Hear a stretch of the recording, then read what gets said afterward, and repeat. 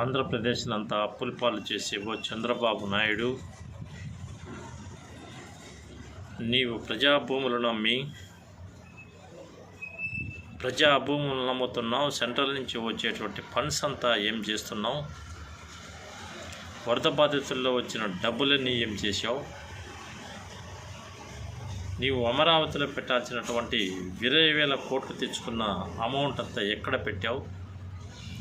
నువ్వు చేస్తున్నటువంటి అబద్ధాలు, నువ్వు తీసుకున్నటువంటి డబ్బులన్నీ ఎక్కడికి పోయావు? ప్రజలకు సమాధానం చెప్పాలని మాత్రం మనం చేసుకుంటున్నాం. అప్పులు కుప్పలుగా తెచ్చి ఆంధ్రప్రదేశ్ను ముంచేయడానికి నువ్వు చేసే ప్రయత్నం మానుకోమని మనం చేసుకుంటున్నాం. అప్పులు కుప్పలు నీ ప్రభుత్వంలో చేసినటువంటి అరాచక దోపిడీలు, కల్తీ లిక్కర్లు, మెడికల్ కాలేజీలు అమ్మే ప్రయత్నము మరియు ప్రజలకు చేసేటువంటి సేవలు సక్రమంగా చేయమని మనవి చేసుకుంటున్నాం. ఎందుకంటే జీవితం అంతా అప్పుల కుప్పలుగా, అప్పుల ఆంధ్రప్రదేశ్గా మార్చే నైజం నీదని ప్రజలంతా తెలుసుకోగలిగినారు. ఇప్పటికైనా నీ హుషారు లెక్కలని ఆపుకోమని మనవి చేసుకుంటున్నాం.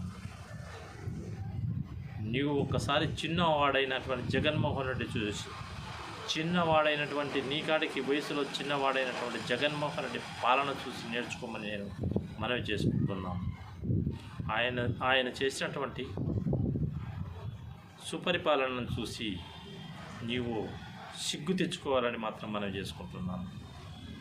జగన్మోహన్ రెడ్డి అంటే జయకేతనాలు వేసే ప్రజలు ఈరోజు నిన్ను చూసి, అప్పులు కుప్పలుగా చేసే చంద్రబాబు చూసి ఎంత బాధపడుతున్నారో ఏపీ స్టేట్ అంతా ఇప్పటికే నీకు తెలియచెప్పడం అయింది.